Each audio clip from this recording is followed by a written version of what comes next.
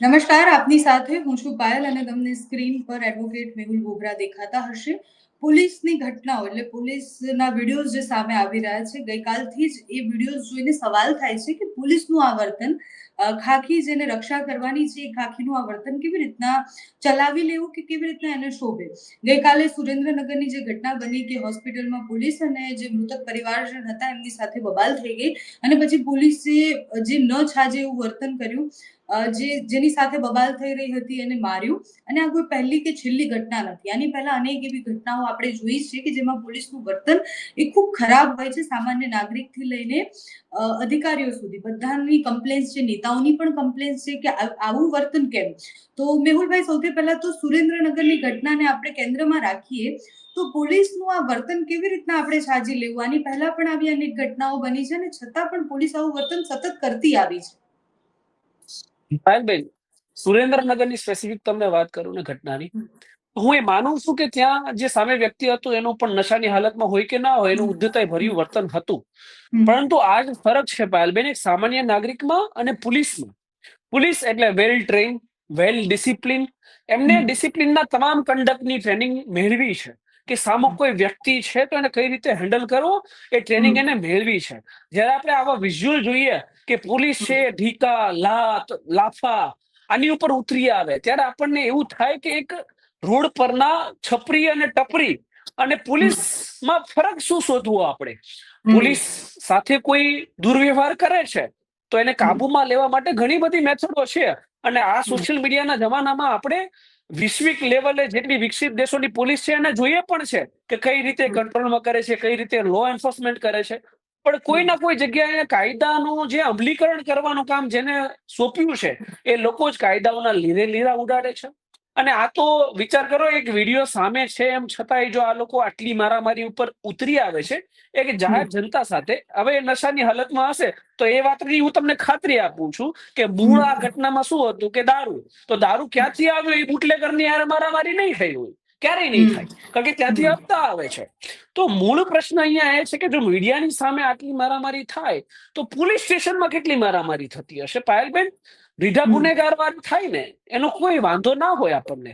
પરંતુ એવી હજારો ઘટનાઓ મારી સાથે અને મારી સાથે રહેવા વાળા લોકો સાથે બની છે જે પોલીસ સામે ક્યારેક વિરોધ ઉઠાવે, ખોટાનો વિરોધ ઉઠાવે તો પોલીસ સ્ટેશનની અંદર એમના કપડા ઉતારવામાં આવે, એમને નગ્ન નૃત્ય કરાવવામાં આવે, એમના પ્રાઇવેટ પાર્ટોમાં શોક આપવામાં આવે અને એમને એવું કહેવામાં આવે કે બોલ હવે પોલીસ સામે પડીશ એટલે સત્યનું સમર્થન કરવું તો પણ તમને 3rd ડિગ્રી એ પોલીસ સ્ટેશનમાં આપવામાં આવે છે. કોઈ રીઢા ગુનેગાર નહીં, સામાન્ય વ્યક્તિઓને 3rd ડિગ્રી આપવામાં આવે છે.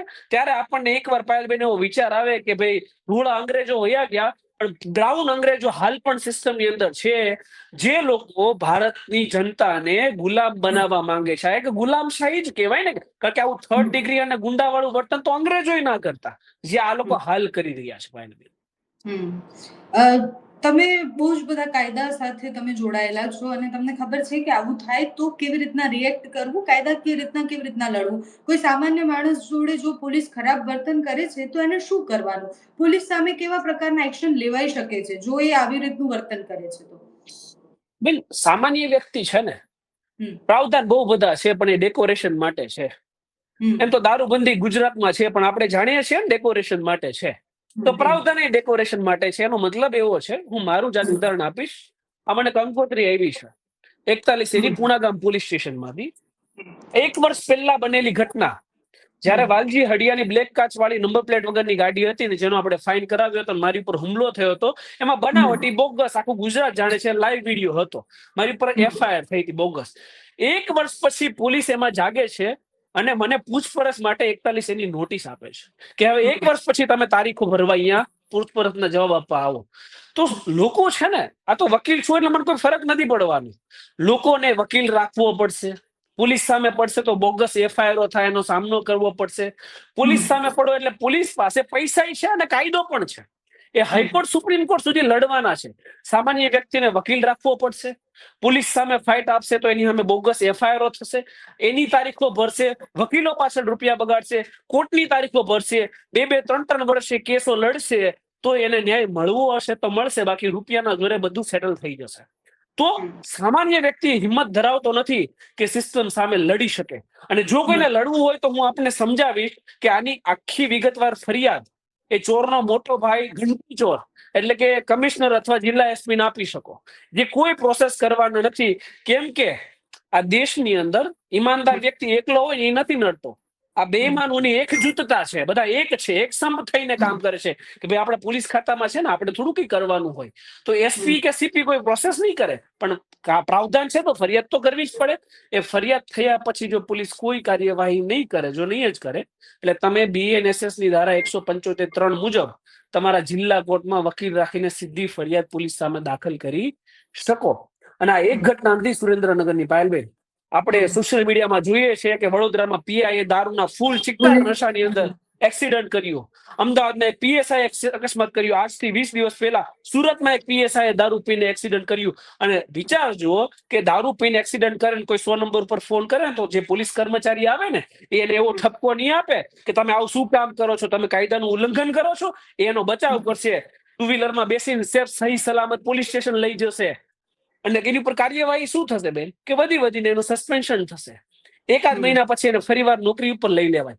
આવું ક્યારેય ના ચલાવી લેવાય બેન. ગૃહમંત્રી આમાં સજાગ થઈ અને એક વેલ ડિસિપ્લિન કાર્યવાહી કરવી પડે કે જે કાનૂનને આદર ના આપી શકે ને એવા વ્યક્તિઓને પોલીસ ખાતામાં રાખવાની કોઈ જગ્યા જ ના હોવી જોઈએ. હજારો ઈમાનદાર છોકરાઓની નોકરી જોઈએ છે તો આ લોકોને ડિસમિસ કરીને ઘરે બેસાડી દેવા જોઈએ. એવા 5 લોકોને ડિસમિસ કરીને ઘરે બેસાડી દેવામાં આવે.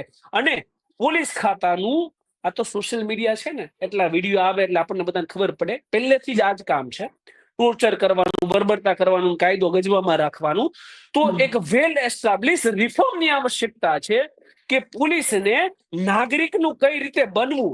ખાલી તમે સુરક્ષા સેવા અને શાંતિનું સ્લોગન રાખી દો બેન તો સુરક્ષા સેવા શાંતિ ના થઈ જાય. એની માટે પોલીસનું રિફોર્મ એ અત્યંત આવશ્યક છે અને ગૃહમંત્રીએ આ વિશે અત્યંત આવશ્યક રીતે વિચારવું જોઈએ. પાયલભાઈ, આ બધી જ ઘટનાઓ જોયા પછી અને જે રીતના પોલીસની સતત કમ્પ્લેન્સ આવતી હોય એટલે ઘણા બધા લોકો ફોન કરીને એવું કહે કે અહીંયા પોલીસ દાદાગીરી કરે છે, હપ્તા ઉઘરાવે છે.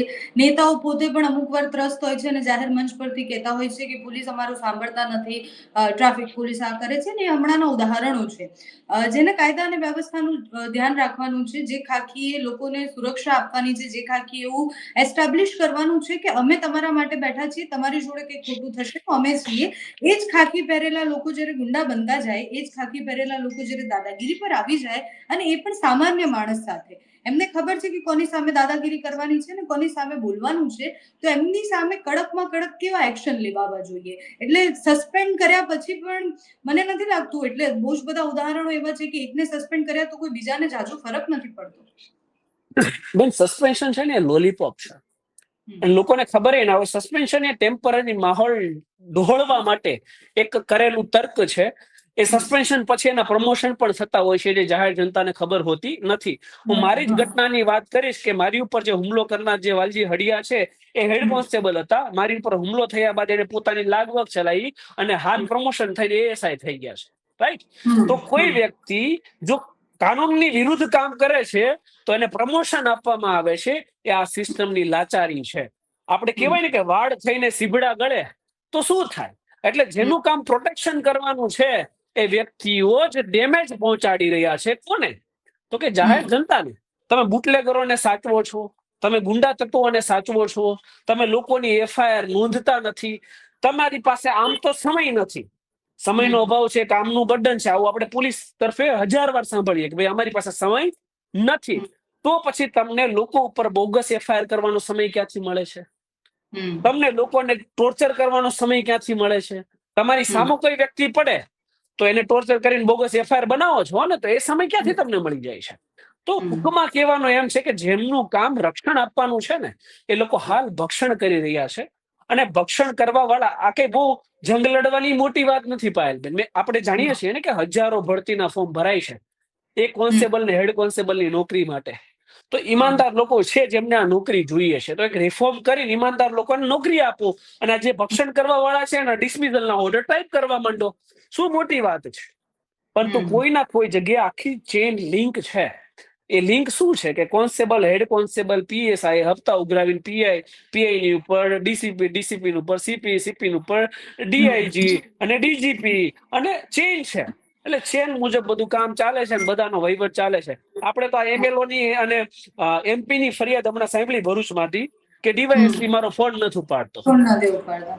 તો વાત અહીંયા એ જ આવે છે કે આ બાબુઓ છે ને હવે કોઈને ગાંઠતા નથી, એકદમ સ્વતંત્ર થઈ ગયા છે કે અમે અમારી મનમાની ચલાવીશું. અને એનું એક મુખ્ય કારણ છે બેન કે બધાની પૂંછડી દબાઈ છે. એ દૂધથી ધોયેલું કોઈ છે નહીં.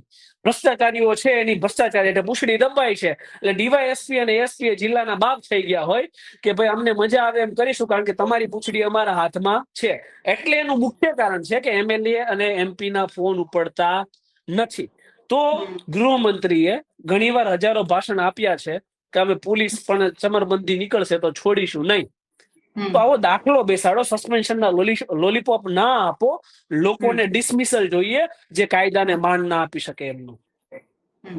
થેન્ક યુ સો મચ મેહુલભાઈ, તમે તમારો સમય આપ્યો એ બદલ. અને આ ખૂબ ગંભીર સમસ્યા છે એટલે આપણે આની ચર્ચા 10 કે 15 મિનિટ કે પછી લાંબો સમય પણ કરીએ તો સવાલ ત્યાંના ત્યાં જ છે. ચર્ચા એટલી ગંભીર છે કારણ કે તમે ઘરની બહાર નીકળો તો તમને ખબર છે કે જો તમને પોલીસ પકડશે તો તમારે એને આટલા રૂપિયા આપવાના છે. લોકોના મગજમાં ઓલરેડી પોલીસની જે છબી છે એ ધીરે ધીરે વધારે એટલે બગડતી જાય છે કારણ કે પોલીસના વર્તન એવા છે. તમે વાત કરી છે એટલે હું કહીશ કે વડોદરામાં એક વકીલ ઉપર હુમલો થયો, કદાચ તમારા ધ્યાનમાં આવ્યું કોર્ટ સંકુલની અંદર.